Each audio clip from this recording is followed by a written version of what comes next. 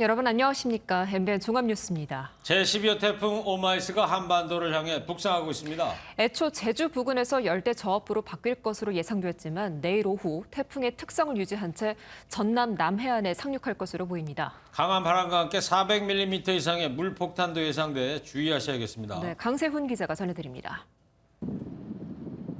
태풍 오마이스가 상륙할 것으로 추정되는 전남 남해안입니다. 아직 비는 내리지 않고 바람도 평소 수준입니다. 육상 순찰을 강화해서 선박에 피해가 없도록 최선을 다하고 있고 조업 선박에 대해서는 태풍 정보를 공유해서 조기 입항을 유도하고 있습니다. 태풍은 한반도에 근접하기 전에 열대 저압부로 바뀔 것으로 예상됐지만 세력이 유지되고 경로도 변경됐습니다. 기존 예보에서는 제주도 남쪽 먼바다에서 열대저압부로 약화된 후에 부산 쪽으로 통과할 것으로 예상이 됐었는데 새로운 예보에서는 태풍 강도를 계속 유지한 채 그 전남 남해안 부근으로 상륙할 것으로 예상을 하고 있습니다. 이에 따라 광주와 전남 지역에는 시속 35에서 60km의 매우 강한 바람이 불 것으로 예상됩니다. 특히 태풍은 전남 남해안에 상륙한 다음 온대 저기압 등으로 변질될 가능성이 있어 많은 양의 비가 내릴 것으로 보입니다. 광주와 전남 지역에 100에서 300mm, 지리산 부근 등에는 400mm 이상의 폭우가 예보됐습니다. 지하차도는 가급적 이용하지 말고 고층 아파트는 베란다 창문 파손에 대비하는 게 좋습니다. 또 산사태와 축대 붕괴도 유의하셔야겠습니다. MBN 뉴스 강세훈입니다. 밤사이 전국 대부분 해상에 풍랑주의보가 내려지면서 사고도 속출했습니다. 오늘부터 수요일까지는 연중 해수면 높이가 가장 높은 백중사리 기간인데 너울성 파도까지 몰아치고 있어서 각별히 주의하셔야겠습니다. 박상호 기자입니다. 해경 구조대원들이 바다로 뛰어듭니다. 튜브를 붙잡고 버티는 남성을 물 안팎에서 끌어당깁니다. 파도가 얼마나 센지 구조대원들도 중심을 잡기 어려울 정도입니다. 강한 파도가 휘몰아치자 다시 바닷속으로 떠밀려 갑니다. 오늘 새벽 2시쯤 충남 대천 해수욕장에서 술을 마시고 바다를 찾은 20대 남성이 파도에 휩쓸렸다가 가까스로 구조됐습니다. 밀물과 썰물의 차이가 가장 큰 백중사리에 풍랑주의보까지 내려진 상황이라 하마터면 큰 사고로 이어질 뻔했습니다. 만조 수위가 보통 때보다 많이 높거든요. 파도가 어저께 워낙 셌어요. 새벽에 가까운 연안에서도 보니까 한 2m 정도 파도가 치는 것 같더라고요. 어제 오전 통영 갈도 해상에선 18,000톤급 컨테이너선에 타고 있던 40대 선원이 실종됐습니다. 해경은 이틀째 수색 작업을 펼치고 있지만 바람이 세고 파도가 높아 수색에 어려움을 겪고 있습니다. 충남 보령과 제주 한림 등지에선 강풍에 떠밀린 선박 10여 척이 표류하거나 전복됐습니다. 해경은 백중사리 기간 해상 안전사고가 우려됨에 따라 관심 단계의 위험 예보를 발령했습니다. MBN 뉴스 박상호입니다. 네, 코로나19 소식 정리하도록 하겠습니다. 어제 하루 동안 사망자가 13명 나왔습니다. 4차 대유행이 시작되고 가장 많은 수입니다. 내일부터는 거리두기 4단계 지역의 식당과 카페 영업이 지금보다 1시간 앞당겨진 오후 9시까지로 제한됩니다. 강대엽 기자입니다. 오늘 신규 확진자는 1,628명, 47일째 4자릿수를 기록했습니다. 지난주보다는 감소했지만 주말 검사 건수가 줄어든 영향이 반영됐기 때문에 확산세가 꺾였다고 보긴 어렵습니다. 지난주 감염 재생산 지수는 1.02로 그 전주에 1.10에 비해 감소하였습니다. 감소세로 전환된 것은 아니고 유지되는 수준에 불과한 만큼 여전히 위험한 상황입니다. 델타 변이 바이러스가 우세종으로 자리 잡은 상황에서 광복절 연휴 기간에 대규모 인구 이동 영향도 나타날 우려가 있습니다. 특히 코로나19에 감염된 이후 사망한 사람이 어제 하루 동안 13명을 기록해 4차 대유행 이후 가장 많았습니다. 정부는 앞으로의 2주를 4차 대유행 극복의 분수령으로 보고 현행 거리두기 단계를 2주 더 연장하기로 했습니다. 내일부터 수도권 등 거리두기 4단계 지역의 식당과 카페 영업시간 제한은 오후 10시에서 9시로 1시간 단축됩니다. 9시 이후에는 매장 취식이 금지되고 배달만 허용되며 편의점도 마찬가지입니다. 영업시간이 줄어든 대신 백신 접종 완료자 2명을 포함해 최대 4명까지는 저녁 6시 이후라도 모임을 가질 수 있습니다. 정부는 앞으로 2주 동안 방역 상황을 지켜본 뒤 조치를 연장하거나 완화할지 결정할 방침입니다. MBN 뉴스 강대엽입니다. 수급 차질을 빚었던 모더나 백신이 내일부터 2주 동안 총 701만 회분이 공급됩니다. 이로써 정부는 추석 전에 1차 접종 70% 목표를 달성할 것으로 내다봤고요. 오는 목요일부터는 18세에서 49세 접종도 시작됩니다. 한성원 기자입니다. 모더나가 내일 101만 회분을 시작으로 9월 첫째 주까지 2주간 총 701만 회분의 백신을 공급하기로 했습니다. 이번 달 초 들어온 130만 회분을 포함하면 모두 831만 회분입니다. 정부는 대표단의 항의 방문으로 물량을 크게 늘렸다고 설명했지만 애초 계획된 850만 회분에는 미치지 못합니다. 국민 여러분께서 걱정을 많이 하셨을 텐데 다소나마 걱정을 들어드리게 되어서 6주로 늘어난 1, 2차 접종 간격에 대해서는 백신의 공급 여력을 보면서 계획 변경이 가능한지 검토하겠다고 밝혔습니다. 정부는 또 루마니아로부터 백신을 받고 같은 가치의 의료기기나 물품을 공유하는 형태의 스와프 협의가 최종 단계라고 밝혔습니다. 유효 기간도 11월 이후로 아직 여유가 있는 물량으로 폐기가 임박한 백신이 아닙니다. 백신 1차 접종률이 50%를 넘긴 가운데 18세에서 49세 접종이 목요일부터 시작됩니다. 이들의 예약률은 65%. 백신 수급의 큰 변수는 사라졌지만 추석 전 접종률 70%를 달성하기 위해서는 적극적인 동료와 참여가 필요한 상황입니다. MBN 뉴스 한성훈입니다. 거리두기 4단계에도 대면 예배를 강행해 시설 폐쇄 조치를 받은 사랑제일교회가 오늘 서울 광화문 일대에서 야외 예배를 진행했습니다. 경찰의 제지에도 예배는 2시간 넘게 이어졌습니다. 정태훈 기자입니다. 서울 광화문 일대입니다. 거리 곳곳에서 교회 찬송가 소리가 들립니다. 교회 예배가 금지된 사랑제일교회 신도 수백 명이 한데 모여 휴대전화로 온라인 예배를 진행했습니다. 당초 이곳에서 직접 예배를 주도할 예정이었던 정광훈 목사는 방역 조치 등을 이유로 스튜디오로 참석했습니다. 경찰은 광화문 광장에 약 800명의 경력을 배치했지만 예배는 2시간 넘게 이어졌습니다. 오늘 사랑제일교회에서 주최하겠다는 예배는 법원이 허용한 예외사항에 해당되지 않으며 감염병 예방법 등에 위반되는 행사로 판단됩니다. 경찰과 서울시는 예배에 참여한 교인들에게 과태료 부과 등을 검토하기로 했습니다. 앞서 서울시와 성북구는 오전 10시 30분쯤 지난 19일 폐쇄 명령이 내려진 사랑제일교회 현장을 점검했습니다. 예배 시설에 대한 출입 흔적이나 이런 건 없고 잘 지키고 있는 것 같습니다. 앞으로도 계속 시설 폐쇄 명령을 잘 따라주시면. 지금까지 예배를 통해서 전국 어느 교회도 감염된 적이 없습니다. 그 부분을 저희가 말씀드리고 현재 교회 측은 시설 폐쇄 결정에 불복해 서울행정법원에 처분 취소 소송과 집행정지도 함께 신청한 상태입니다. MBN 뉴스 정태웅입니다. 경찰의 숱한 단속에도 유흥업소 불법 영업이 끊이지가 않고 있습니다. 이번에 적발된 서울 시내 방역수칙 위반 업주와 이용객 수 359명입니다.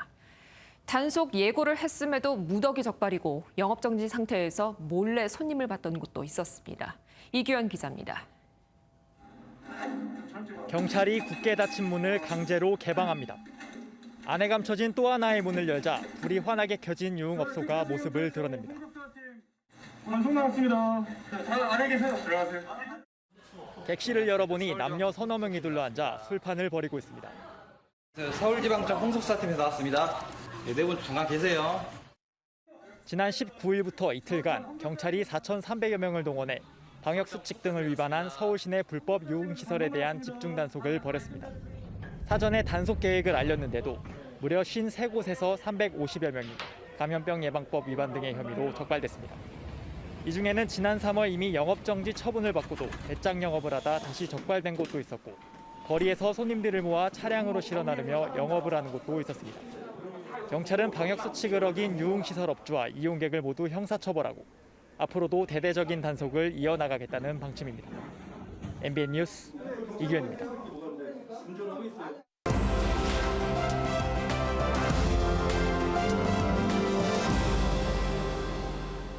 네, 화제 키워드로 보는 픽뉴스 시간입니다. 오늘 사회부 김지영 기자입니다. 김지영 기자, 첫 번째 키워드 뭡니까? 첫 번째 키워드는 악플 테러입니다. 첫 이야기인데 뭐 이렇게 좋은 얘기가 아닌 것 같아요. 무슨 악플 얘기입니까? 네. 프로야구팀 LG 트윈스의 치어리더 하지원 씨가 SNS에서 일부 네티즌으로부터 악플 테러를 당한 사실이 뒤늦게 알려졌는데요. 왜 그랬대요? 그런데 악플의 이유가 머리를 짧게 잘랐다는 점이어서 충격을 주고 있습니다. 아, 저렇게 지금 머리를 짧게 잘랐다? 근데 머리 짧게 잘랐다고 무슨 악플을 받고 그래요? 네, 근데 도쿄 올림픽에서 3관왕 성적을 거둔 양궁 국가대표 안산 선수의 짧은 머리를 두고 극단적 성향의 일부 네티즌이 페미니즘 논란을 일으킨 거 기억하실 텐데요. 네. 하지원 씨에게도 같은 이유로 페미니즘 공격이 가해진 겁니다. 일부 네티즌은 하지원 씨의 SNS에 페미시던데 한남 앞에서 춤추느라 힘드시겠어요라는 댓글을 남기며 도 넘은 비방을 이어갔고 결국 하지원 씨가 페미가 아니라며 머리를 자른 이유를 설명하는 황당한 일이 발생한 겁니다. 한남이 한국 남성을 비하하는 단어 그렇게 쓰이나 보죠? 네, 비하하는 말인데요. 네. 이에 대해 이한상 고려대 교수는 히잡이나 부르카를 안 쓰면 총으로 여성을 쏴버리자는 극렬 무슬림들과 뭐가 다르냐. 아프가니스탄으로 가 탈레반이 되라며 일침을 가했습니다. 네. 참 이 젠더 갈등 부추기는 극단적 페미 공격 악플 이제 좀 사라져야 될 것 같은데 계속 나오고 있군요. 다음엔 좀 선풀 이야기도 좀 소개해 주시기 바랍니다. 네. 자, 다음 키워드는요? 두 번째 키워드는 모든 꿈 사라져입니다. 뭐 상당히 무슨 절망적인 이야기 같은데 무슨 얘기예요? 바로 미국 톱 영화배우 안젤리나 졸리에게 아프가니스탄의 한 10대 소녀가 보낸 편지의 한 부분인데요. 네. 소녀는 편지에서 우리는 다시 수감됐다며 탈레반이 오기 전 우리는 권리를 가지고 있었지만 그들이 온 뒤 모든 꿈이 사라졌다면서 탈레반에 대한 두려움을 나타냈습니다. 그러니까 저 편지가 안젤리나 졸리한테 도착했던 편지라는 거예요? 그러니까? 네, 맞습니다. 세계적인 영향력을 가진 배우이자 또 유엔 난민기구 특사인 졸리가 SNS에 이 편지를 올리면서 탈레반에 점령당한 아프가니스탄의 고통에 관심을 가져줄 것을 호소한 겁니다. 네. 안젤리나 졸리는 아프간 국민이 또다시 공포와 불확실에 사로잡힌 나라를 떠나야 하는 것을 지켜보려니 끔찍하다며 기본 인권을 위해 싸우고 있는 사람들의 이야기를 전 세계와 공유하겠다고 밝혔습니다. 네, 자 아프간에 아주 안 좋은 소식도 계속 나오고 있습니다. 예. 자, 세 번째 키워드는 또 뭡니까? 다음 키워드는 주스 좀입니다. 네, 목마른 분이 뭐 한 이야기 같아요. 네, 목마른 분의 이야기는 맞는데요. 생명이 오가는 극적인 상황에서 나온 한마디여서 안타까움을 자아내고 있습니다. 어떤 상황인데요? 얼마 전 양천구 주민센터의 한 복지 담당 공무원이 취약계층 국민지원금 지급을 위해서 계좌 확인차 50대 독거 남성에게 전화를 걸었습니다. 수화기 너머로 들리는 주스 좀 한마디에 남성의 생명을 구할 수 있었습니다. 그러니까 전화기 너머로 희미하게 주스 좀 달라 이런 음성이 들려왔다. 네. 그런데 생명을 구했다는 얘기는 또 뭐예요? 왜냐하면 그 꺼질 듯한 목소리에 급히 현장으로 출동했고 이 남성은 냉방기도 없는 폭염 속에 뼈만 앙상한 모습으로 현관에 주저앉아 있었습니다. 조금 전에 저 사진 나왔던 그 현관에요. 네. 알고 보니까 알코올 중독과 당뇨를 앓고 있는 환자로 열흘 넘게 식사하지 못해 아사 직전의 상태였는데요. 기초생활보장 수급자도 아니어서 복지 사각지대에 놓인 상황이었는데 담당 공무원이 불길한 예감에 받을 때까지 수차례 전화 연결을 시도한 게 이 남성의 목숨을 구한 겁니다. 네. 아까 어느 구청이라 그랬어요? 양천구청입니다. 양천구청 공무원 전화가 이제 생명을 구했네요. 상이라도 좀 줘야 될 것 같습니다. 예. 자, 다음 키워드는 뭐예요? 마지막 키워드는 카카오 택시 잡지 마세요입니다. 거리에 택시 대부분 카카오 택시들인데 왜 저걸 타지 말라는 거예요? 어떻게 된 일이냐면 일단 카카오 모빌리티가 발표한 자료를 보면 지난 5월부터 7월까지 석 달 동안 카카오티 택시기사 33명이 승객에게 타 플랫폼 이용 권유와 카카오티 이용 만류를 한 것으로 적발돼서 경고 조치가 내려졌습니다. 네. 이 같은 사실은 택시 평가 항목에 적힌 승객의 불만 사항으로 알려지게 됐는데요. 카카오는 이런 사례가 반복하면 일정 기간 카카오티 서비스 이용을 제한하기로 했습니다. 예. 그런데 왜 택시 기사분들은 이용 만류를 권유를 했습니까? 이런 문제가 발생한 건 카카오와 택시 업계 간 갈등이 바로 이유로 지목이 됩니다. 바로 지난 3월 카카오 택시가 택시기사를 대상으로 내놓은 월 9만 9천 원의 프로 멤버십이 문제의 발단이 됐습니다. 택시업계는 이 유료 멤버십에 가입하지 않은 택시기사는 자연스럽게 콜을 받지 못하게 되는 현상을 카카오가 유도했다고 보고 이른바 카카오 보이콧에 나선 겁니다. 그런 거군요. 지금 카카오가 택시 중개의 시장의 몇 % 정도를 차지하고 있어요? 시장의 80% 이상을 차지할 정도로 엄청난 영향력을 갖고 있습니다. 아, 그렇군요. 예. 하여튼 기사와 승객 중심의 정책이 좀 아쉬워 보입니다. 예. 지금까지 핑뉴스 김지영 기자였습니다. 네, 다음은 여야 대선 주자들 움직임 살펴봅니다. 더불어민주당에서는 이재명 경기지사가 김정은 위원장과 만나겠다며 현 정부의 한반도 운전자 정책 계승 의지를 밝혔습니다. 그리고 이낙연 전 대표는 국회의 세종 이전을 강하게 주장했습니다. 먼저 주진희 기자입니다.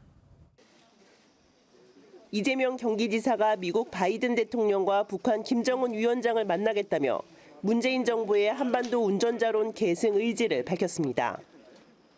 조건부 제재 완화와 단계적 동시행동 구상을 밝힌 건데 대북 저자세 논란에는 선을 그었습니다.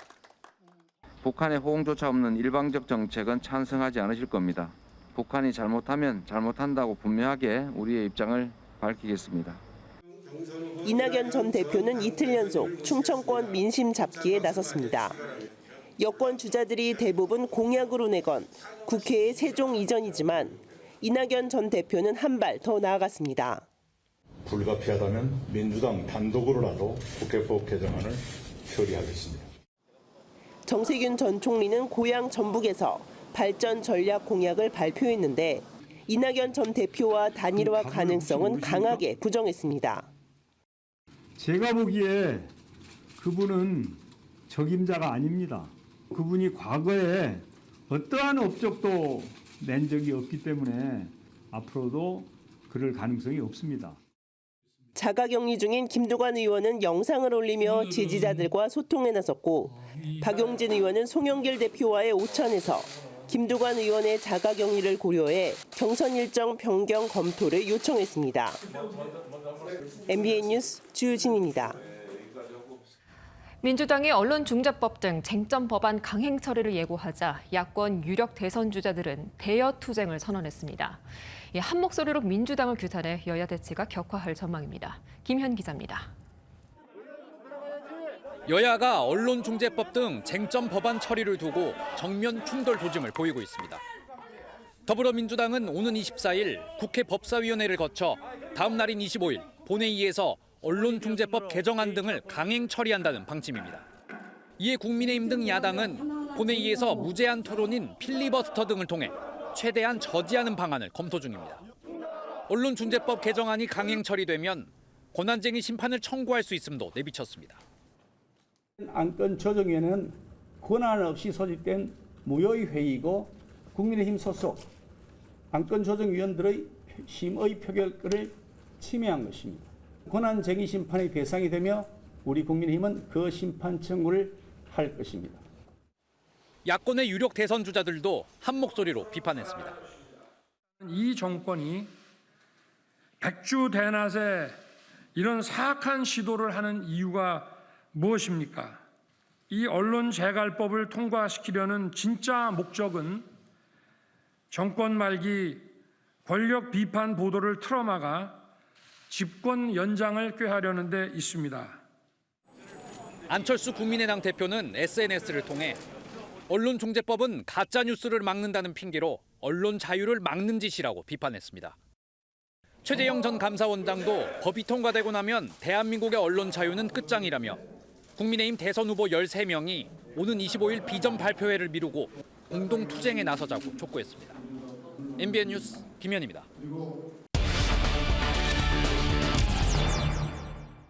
네, 내년 3월 9일 실시되는 대선이 어제로 200일, 오늘로 꼭 199일 앞으로 다가오면서 여야는 각각 후보 선출을 위해 분주합니다. 노태현 기자와 함께 준비 상황 알아보도록 하겠습니다. 노태현 기자, 여당인 이 더불어민주당이 10월 10일이죠. 대선 후보가 이제 확정이 되는데 이를 위해서 지역별 경선 투표가 줄줄이 예정돼 있는데 이 일정부터 한번 짚어볼까요? 네, 더불어민주당은 모두 11번의 지역별 순회 경선 일정을 진행합니다. 첫 번째 지역이 어디예요? 첫 격전지 충청입니다. 네. 여당에서 여론조사 1, 2위를 달리며 이른바 명락 대전을 벌였던 이재명, 이낙연 두 후보가 이번 주말 앞다퉈 충청을 찾은 이유도 이 때문입니다. 오는 31일부터 온라인 투표에 들어가는 대전, 충남의 선거인단 투표 결과가 다음 달 4일 처음으로 드러납니다. 네. 이어 대구, 경북, 강원 순으로 진행되는데 이때 결정된 초반 판세가 남은 경선 분위기를 좌우할 가능성도 있습니다. 네. 남은 경선 분위기가 좌우된다? 이 어떤 의미입니까? 네, 강원에서는 국민과 일반 당원 약 70만 명이 참여하는 1차 선거인단의 투표 결과가 처음 공개되기 때문인데요. 네. 이때 결과에 따라 중도에 경선을 포기하는 주자가 나타나면 합종 연행이 발생해 큰 변수가 될 수 있습니다. 네. 또 추석 연휴 이후 가장 중요한 지역으로 꼽히는 호남에서 맞붙은 뒤 10월 10일 대망의 최종 후보가 선출됩니다. 9월 초에 대전 충청에서 순회 경선이 본격적으로 시작되기 때문에 그 전에 전라북도에서 좀 그런데 말이죠. 10월 10일 날 과반을 넘기는 후보가 없으면 결선 투표에 또 돌입하는 거죠? 네, 맞습니다. 그런데 다만 김두관 후보가 코로나 밀접 접촉으로 격리된 상태라 일부 일정은 연기될 수도 있어 지켜봐야 할 것 같습니다. 그렇군요. 자, 더불어민주당 쪽 봤고 국민의힘도 이제 이번 주에 본격적으로 대선 경선 체제에 돌입한다면서요? 네, 국민의힘은 오는 목요일이죠. 26일 이번 대선 경선을 관리할 선거관리위원회를 출범합니다. 네. 이어 30일 예비 경선 후보 등록을 시작으로 1, 2차 컷오프를 거쳐 최종 후보를 선출합니다. 이 과정에서 13명의 후보는 토론회 등을 거쳐 8명이 됐다가 또 4명으로 압축되고 11월 5일 최후에 1명만 남게 됩니다. 네. 이렇게 계획은 다 나와 있지만 막상 공정하게 이를 지휘할 선관위원장 임명에는 난항을 겪고 있습니다. 네. 당초 인사권을 가진 이준석 대표는 경선준비위원장을 맡았던 서병수 의원을 선관위원장에 임명할 계획이었거든요. 근데 사퇴하지 않았습니까? 네, 맞습니다. 그런데 공정성 논란이 이어지면서 서 의원이 경준위원장 사퇴와 함께 선관위원장도 맡지 않겠다고 선언해 이 대표는 고심에 빠졌습니다. 들어보시죠. 친박 색채가 아주 강하신 서병수 위원장님을 모신 건데 거기다 불공정 프레임을 씌우게 되면은 그러면 이제 어떤 분을 모셔야지만이 그러면 그 불공정 프레임에 대해서 기계적으로 회피할 수 있는 거냐가 선관위원장 임명과 관련해 내일 오전 열리는 최고위원회에서 심도 깊은 논의가 이루어질 것으로 보입니다. 네, 내일 국민의힘 최고위에 지켜봐야 될 것 같고요. 윤석열 전 검찰총장 측에서 비대위 체제를 언급했다는 언론 보도 이후에 여진이 계속 나오고 있어요. 네, 맞습니다. 앞서 한 언론에서 윤 전 총장 캠프 측이 이준석 대표가 아닌 비대위 체제를 검토하고 있다. 이런 보도가 나왔었죠. 이에 윤 전 총장 측이 가짜뉴스라며 법적 대응까지 검토하겠다고 하는 등 서둘러 진화에 나서 논란이 사그러드는 듯했습니다. 비대위라고 하는 것은 전당대회를 통해서 임기가 보장된 그 대표를 끌어내린다는 의미인데 이런 황당무계한 보도를 가지고 정치 공세를 피는 것 역시도 상식에 반하는 거라고 생각합니다. 그러니까 윤 전 총장 얘기는 이제 비대위 얘기는 이제 황당무계한 가짜 뉴스다 이렇다는 거죠. 네, 맞습니다. 오늘 국회 소통관에서 기자회견한 내용입니다. 아, 오늘 한 거군요. 네, 맞습니다. 그런데 오늘 윤석열 캠프 민영삼 국민통합특보가 SNS에 글을 쓰면서 또 갈등이 불거졌습니다. 정권교체 위해 이준석 대표는 대표 사퇴 후 유승민 캠프로 가서 하고 싶은 말 다 하든지 대표직 유지하며 대선 때까지 무건수행하든지 둘 중 하나를 선택해야 한다고 적은 건데요. 네. 이에 대해 이 대표 측 관계자랑 제가 통화를 해봤는데 굉장히 불쾌한 심경을 감추지 않았습니다. 윤 전 총장이 캠프의 발언을 단속시켰다고 하는데 국민통합특보라는 사람이 또 논란을 일으키는 등 통제를 안 하는 것 같다고 했습니다. 네. 논란이 되자 민특보는 해당 게시글을 삭제하고 캠프와는 관계없는 개인적인 판단에서 단상을 올린 것이라고 해명했습니다. 이와 관련해 윤 캠프 측도 앞서 논란이 된 이준석 탄핵 발언의 신지호 정무실장 때와 달리 민특보가 사의를 표명해 특보직에서 해촉했다며 발빠른 재수습에 나섰습니다. 그러나 잇따라 불거져 나오는 윤석열 캠프 내부의 이준석 사퇴 주장에 진통은 쉽게 가라앉기 힘들 것으로 보입니다. 네, 알겠습니다. 네, 지금까지 정치부 노태현 기자였습니다. 아프가니스탄에서는 탈레반에 대한 저항이 시작됐습니다. 수도 카불 북부를 중심으로 세력을 넓히고 있다는데요. 탈레반은 아프간 전 정부 관계자들과 만나서 새 정부 구성을 논의하고 있다는 소식입니다. 먼저 전민석 기자입니다. 탈레반이 점령했던 마을 건물 옥상에 아프가니스탄 정부의 3세기가 올라갑니다. 탈레반에 맞서 봉기한 저항군이 치열한 전투 끝에 카불 북쪽 바글란주 일부를 탈환했습니다. 또 다른 마을에서 탈레반군을 격파한 저항군은 장갑차와 중화기까지 노획해 한껏 사기가 올랐습니다.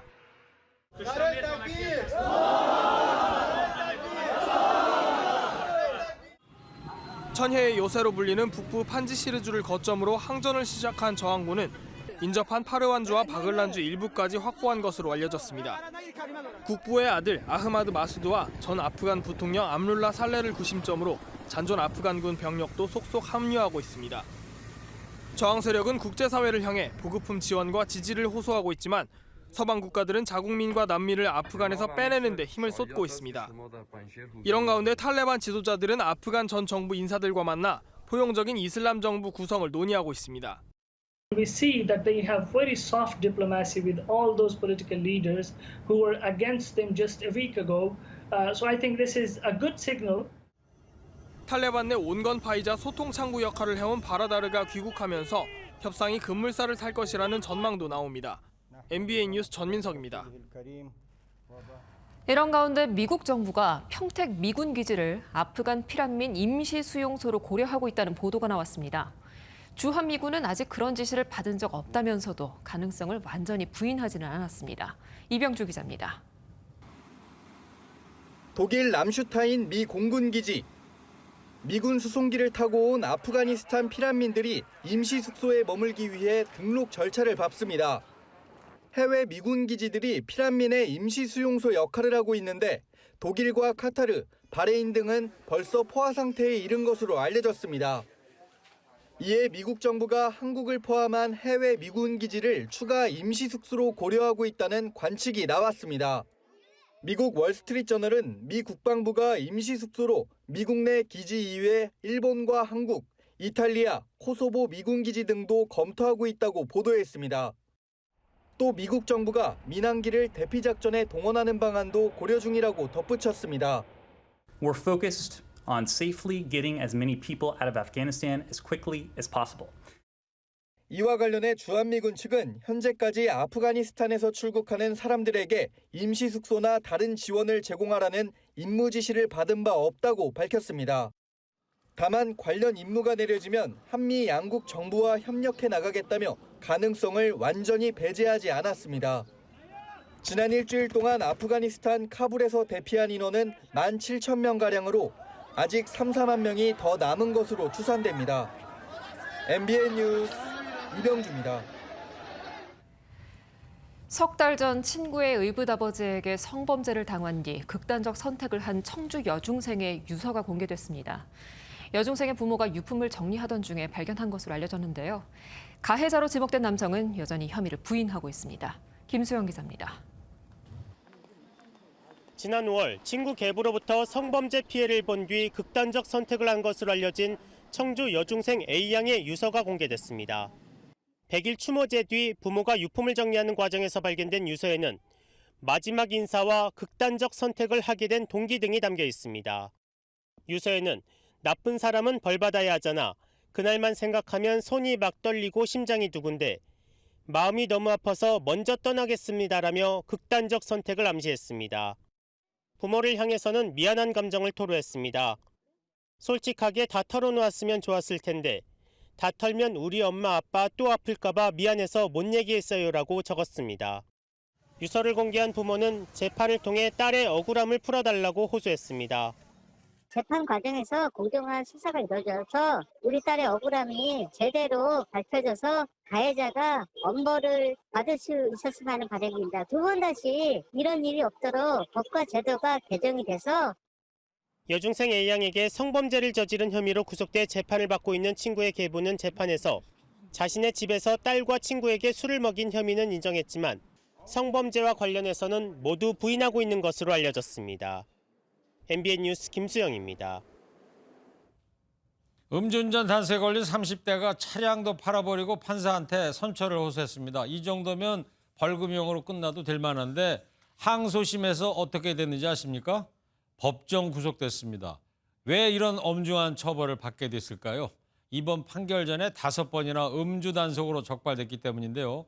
한마디로 음주전과 오범의 말을 못 믿겠다는 판결이죠.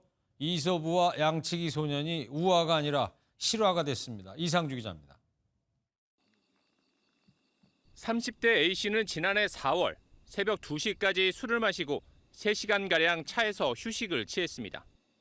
이어 강원도 원주 지역에서 중앙고속도로 춘천 방면 도로까지 약 20km 구간 운전대를 잡았다가 단속에 적발됐습니다. 당시 혈중 알코올 농도는 면허 취소 수준인 0.093%였습니다.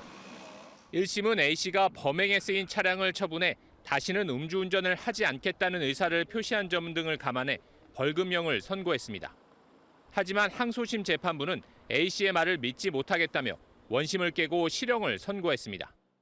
2016년도에도 음주운전죄로 재판을 받으면서 음주운전을 하지 않겠다는 각오로 차량을 매각했지만 재판에서 실형을 선고받아 복역하고도 오래 지나지 않아 또 음주운전을 했다면서 A씨를 법정 구속했습니다.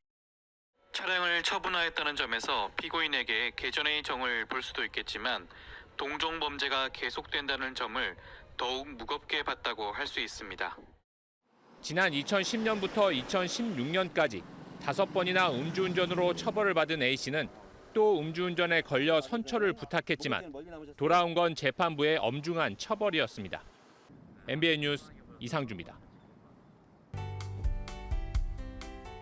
휴일인 오늘 전국의 하늘빛이 흐렸습니다. 내륙 곳곳에 내리던 비는 소강 상태를 보이고 있지만 제주에는 이틀째 가을 장마가 이어지고 있습니다. 현재 레이더 영상 보시면 제주도 남쪽 해상에는 길고 좁은 폭의 비구름대가 지나고 있습니다. 다량의 수증기를 머금은 따뜻한 남서풍이 지속적으로 유입되면서 오늘 밤까지 최고 60mm가량의 비가 내리겠습니다. 한편 우리나라로 북상 중인 태풍 오마이스는 내일 밤 남해안에 상륙할 것으로 예상됩니다. 태풍의 영향으로 남부지방과 제주에는 매우 강한 비바람이 예상되는데요. 피해 없도록 사전 대비 잘 해주셔야겠습니다. 내일 내릴 비의 양은 남부지방과 제주에 최고 300mm 이상, 제주 산지와 남해안, 지리산 부근을 중심으로는 최고 400mm 이상 내리는 곳도 있겠습니다. 그 밖에 경기 남부와 강원 영서, 충남 지역은 최고 200mm 이상 비가 내리겠습니다.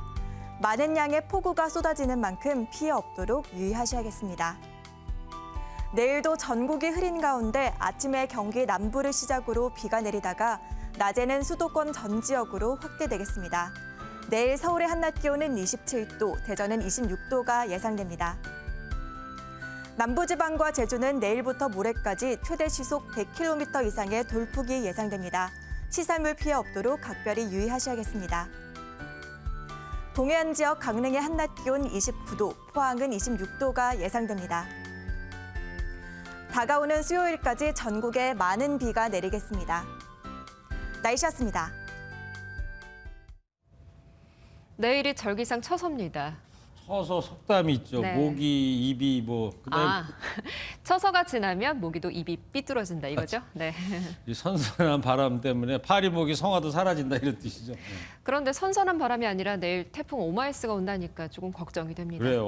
네. 오마이스 저 이름 뜻은 뭐예요? 아까 찾아보니까요. 미국이 제출을 한 건데요. 팔라우 말로 주변을 어슬렁거린다라는 뜻이래요. 네. 그럼 제가 오마이스한테 한마디 해야겠어요. 뭐라고 하시겠어요? 오마이스야. 오마이스 하시면서 피해주지 말고 네. 제발 후딱 가라. 모쪼록 태풍 피해 예방에 만전을 기해야겠습니다. 자, 뉴스는 여기서 모두 마치도록 하겠습니다. 시청해주신 여러분, 편안한 밤 보내십시오. 고맙습니다.